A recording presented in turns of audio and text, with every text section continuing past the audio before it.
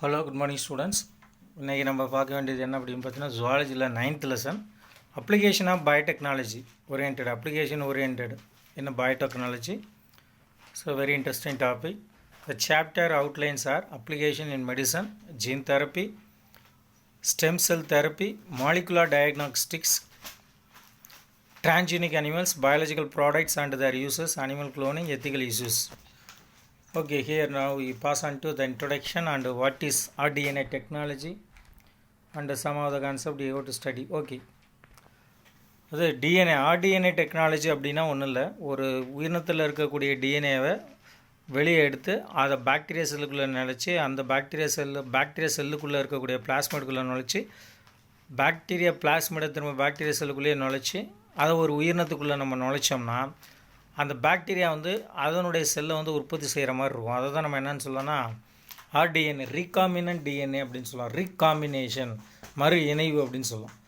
Okay, this also involves extracting a gene from one organism and transferring it to a DNA of another organisms of the same or another species. The DNA produced in this way is referred to as recombinant DNA or otherwise rDNA. And this technique is recombinant DNA technology. All these are part of the broad field of biotechnology, which can be defined as the application of scientific and engineering principle to the processing of material by biological agents. Okay, application in medicine. Recombinant human insulin.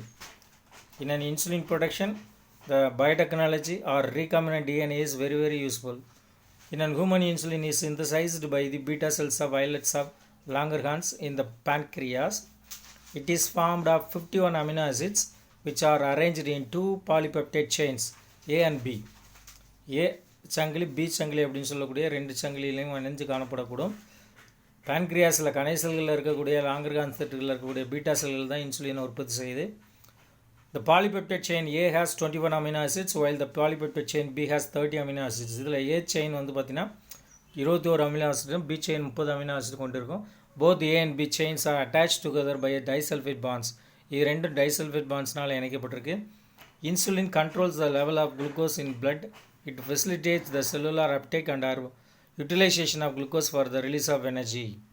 Deficiency of insulin leads to diabetes mellitus, which is characterized by increased blood glucose concentration and a complex of symptoms which may lead to death if untreated. A continuous program of insulin dependency is required to treat this deficiency. Okay. Production of insulin by recombinant DNA technology started in the late 1970s. This technique involved in insertion of human insulin gene on the plasmids of E. coli. The polypeptide chains are synthesized as a precursor called preproinsulin, which contains A and B segments linked by a third chain C and preceded by a ladder sequence. Okay, the ladder sequence is removed after translation and the C chain is excised, leaving the A and B polypeptide chains. Insulin was the first ever pharmaceutical product of recombinant DNA technology administered to humans. The approval to use recombinant insulin for diabetes mellitus was given in 1982. In 1986, human insulin was marketed under the trade name Humulin. Human plus insulin joined together, it is otherwise known as Humulin. There is a diagram. From that one, a bacteria, a plasmid is removed, and human insulin, a human pancreas cell, a small DNA part is removed. Then it is joined with this plasmid. Then it will be inserted into the bacteria cell. Then it will produce a number of bacterial cell human insulin genes. Okay. Interferons. What is interferons? Interferons are mostly there is a antigen, antibody. There is interferons is nothing but virus antigens, virus antibodies. Okay, interferons are proteinous antiviral species, specific substances produced by mammalian cells when infected with viruses. Interferons were discovered by Alec Isaacs and Jean Lindenman 1957. Based on the structure of interferons, they are classified as alpha, beta and gamma. Interferons, they stimulate the cellular DNA to produce antiviral enzymes only. Okay, this is the here there is an interferon. Mostly these interferons could be isolated from blood but the amount of blood required for isolation of interferon is enormous and not practical. To overcome these issues, interferons could be produced by rDNA technology. Interferons எல்லாமே rDNA technology மூலம் produce பண்ணுறாங்க. ஏன்னா ரத்தத்துலேருந்து நம்ம isolate பண்ணுறது வந்து பார்த்திங்கன்னா நிறையா இருக்கும், அதே போல் ப்ராக்டிக்கல் டிஃபிஷியன்சி நிறையா இருக்கும். The yeast Saccharomyces cerevisiae is more suitable for production of recombinant interferons than E. coli, since E. coli does not possess the machinery for glycosylation of proteins. Interferons are used for the treatment of various diseases like cancer, AIDS, multiple sclerosis, hepatitis C, and herpes zoster. In spite of this therapeutic application, interferons are not within the search of the common man due to high cost of its production. The next, recombinant vaccines. Recombinant DNA technology has been used to produce new generation vaccines. The limitation of traditional vaccine production would be overcome by this approach. Here the recombinant vaccines are generally of uniform quality and produce less side effects compared to the vaccines produced by conventional methods. பழைய மெத்தடில் produce பண்ணுறதை விட இந்த செயற்கை முறையில் produce பண்ணக்கூடிய recombinant முறையில் produce பண்ணக்கூடிய தடுப்பூசிகள் வந்து பார்த்திங்கன்னா பக்க விளைவுகள் அதிகமாக பாதிப்புகள் இல்லாது. Different types of recombinant vaccines include subunit recombinant vaccines, attenuated recombinant vaccines and DNA vaccines. Here there are different types of recombinant vaccines are there. Subunit recombinant vaccines, attenuated recombinant vaccines and DNA vaccines. First one, subunit recombinant vaccines. What is subunit recombinant vaccines?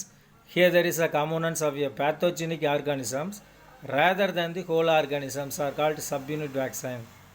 A pathogenic organism rather than the whole organisms or call it as subunit vaccine. Recombinant DNA technology is very suitable for developing a new subunit vaccines. It includes components like proteins, peptides and DNA of pathogenic organisms. The advantages of these vaccines include their purity in preparation, stability and safe use. The next one, attenuated recombinant vaccines. This includes genetically modified pathogenic organisms, bacteria or viruses that are made non-pathogenic and are used as vaccine. These are nothing but attenuated recombinant vaccine. It is now possible to genetically engineer the organism, bacteria or viruses and use them as live vaccine, and such vaccines are referred to as attenuated recombinant vaccines.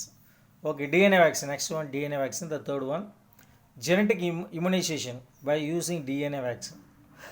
Genetic immunization by using DNA vaccine is novel approach that came into being in 1990. The immune response of the body is stimulated by a DNA molecule. A DNA vaccine consists of gene encoding an antigenic protein inserted onto a plasmid and then incorporated to the cells in a target animal.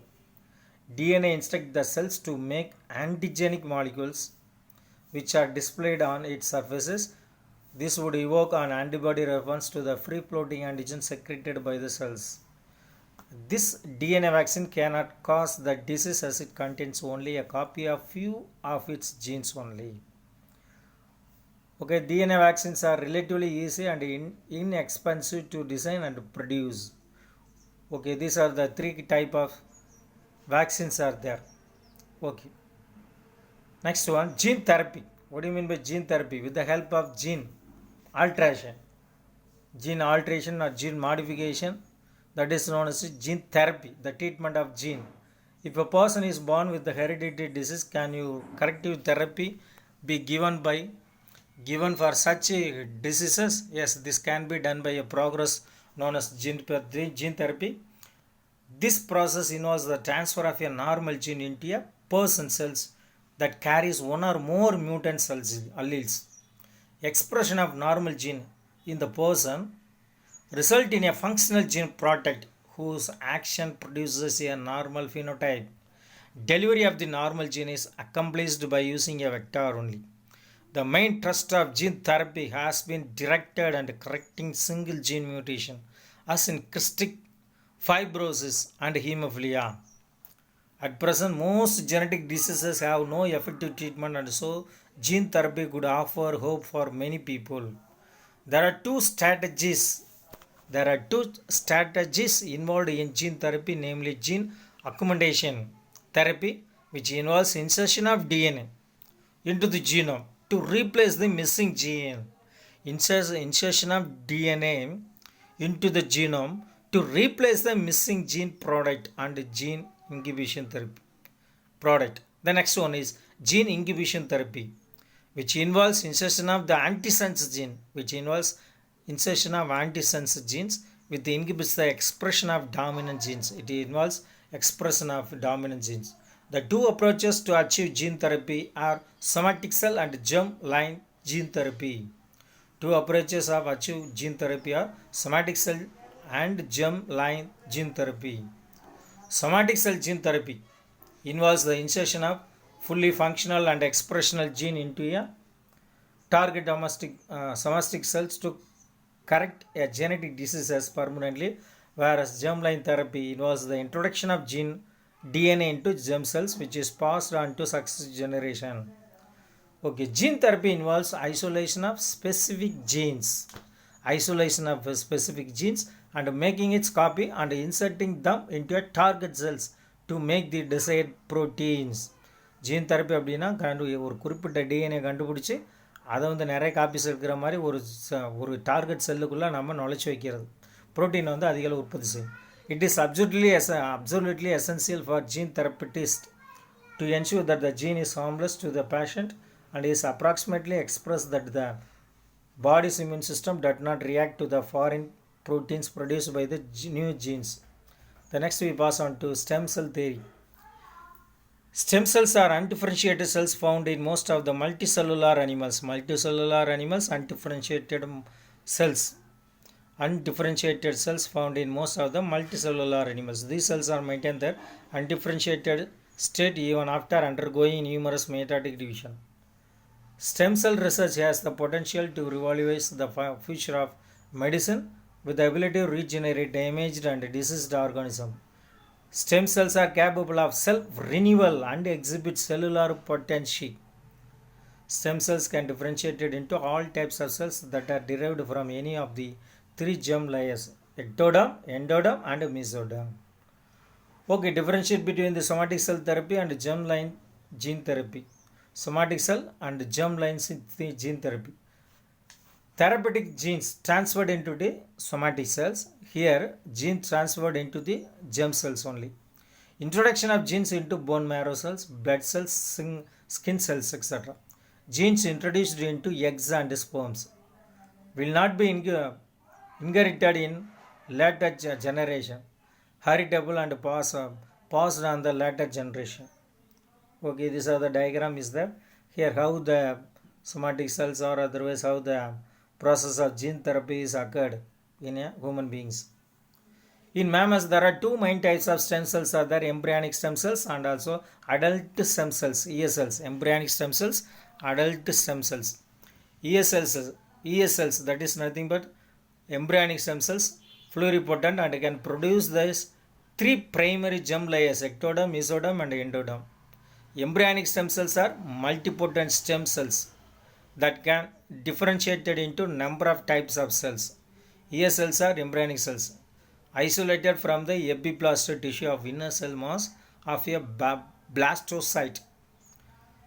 When stimulated, ES can develop into more than 200 cells types of the adult body. That is, ESLs are immortal. They can proliferate in a sterile culture medium and maintain their undifferentiated state. Okay, the next one. Adult stem cells are found in various tissues of children as well as adult. An adult stem cells or somatic cell can divide and create another cell similar to it. Most of the adult stem cells are multipotent and can act as a repair system of the body, replenishing adult tissue. The red bone marrow is a rich source of adult stem cells. Okay, stem cell banks. Stem cell banks அப்படிங்கிறது ஒன்றும் இல்லை, இந்த தண்டு செல்களை வந்து பாதுகாத்து வைக்கக்கூடிய வங்கிகள். தொப்புள் கொடியெல்லாம் பாதுகாத்து வைக்கலாம், நமக்கு தேவையான ஸ்டெம் செல்ஸை வந்து பாதுகாக்க வைக்கலாம். பனிக்கூட திரவம் அப்படின்னு சொல்லக்கூடிய செல்ஸ், அமினியாட்டிக் செல் பேங்க், அதையும் வந்து பார்த்திங்கன்னா பாதுகாத்து வச்சு நம்ம பின்னாடி ஏதாவது உறுப்புகள் இழந்தாலோ அதை வந்து நம்ம அந்த ஸ்டெம் செல்ஸ் மூலயமா நம்ம வந்து உற்பத்தி செய்ய முடியும். Okay, stem cells bank. Stem cells banking is a extraction, processing and storage of stem cells so that they may be used for treatment in the future when required.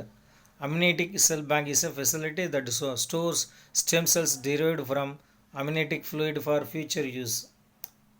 Stem cells are stored in banks specially for use by the individual from whom such cells have been collected and banking costs are paid. Cord blood banking is the extraction of stem cells from the umbilical cord during childbirth. தொப்புள்கொடி அதை சேமித்து வச்சுக்கலாம் தொப்புள்கொடி. While the umbilical cord and cord blood are the most popular sources of stem cells, the placenta, amniotic sac and amniotic fluid are also rich sources in terms of both quantity and quality. The next, molecular diagnostics. Early diagnosis of infectious diseases or inherited genetics defects is essential for appropriate treatment. Early detection of the disease is not possible using conventional diagnostic method like microscopic examination, serum analysis and urine analysis. These laboratory techniques are indirect and not always specific. இதெல்லாம் வந்து பார்த்திங்கன்னா laboratory techniques வந்து பார்த்திங்கன்னா நார்மலாக மறைமுகமாக ஸ்பெசிஃபிக்காக பயன்படுத்தக்கூடியதில்லை. Scientist are continuously searching for specific sensitive and simple diagnostics techniques for diagnostics of diseases. recombinant DNA technology, polymerase chain reaction and enzyme linked immunosorbent assay are some of the techniques that are reliable and help in early diagnosis. Presence of pathogenic like viruses, bacteria, etc. is detected only when the pathogen produces symptoms in the patient. நோயாளியினுடைய உடம்புல வந்து அந்த நோய் அறிகுறிகள் வந்து தென்படும், அதை வந்து ஈஸியாக கண்டுபிடிச்சிடலாம். So by the time of symptoms appear concentration, pathogens becomes very high in the body. However, very low concentration of the bacteria or a virus, even when the symptoms of the disease does not appear, can be detected by amplification of the nucleic acids. Okay, ELISA. ELISA means nothing but enzyme linked immunosorbent assay. There is expansion of ELISA. ELISA is a biochemical procedure discovered by Eva Yangwali and Peter Bellman to detect the presence of specific antibodies for antigens in a sample of serum, urine, etc. It is a very important diagnostic tool to determine if a person is HIV positive or negative. ELISA is a tool for determining serum antibody concentration and also for detecting the presence of specific antigens and hormones such as human chronic gonadotropins. During diagnosis, the sample suspected to contain the antigen is immobilized on the surface of ELISA plate. The antibody specific to this antigen is added and allowed to react with the immobilized antigen. The antibody is linked to an appropriate enzyme like peroxidase. The unreached antibody is washed away and the substrate of the enzyme is added with certain reagents such as 4-chloronaphthol. The activity of the enzyme yields a colored product indicating these are 4 kinds of ELISA is there. First one is direct ELISA. In an ELISA, there are 4 kinds of ELISA is there: direct ELISA, indirect ELISA, sandwich ELISA and competitive ELISA. It is a highly sensitive and specific method used for diagnostics. ELISA process the added advantages of not requiring radioisotope or radiation counting apparatus. Okay, up to this one we conclude this one. Okay, we completed. The next class we will pass on to PCR, polymerase chain reaction. Okay, thank you students.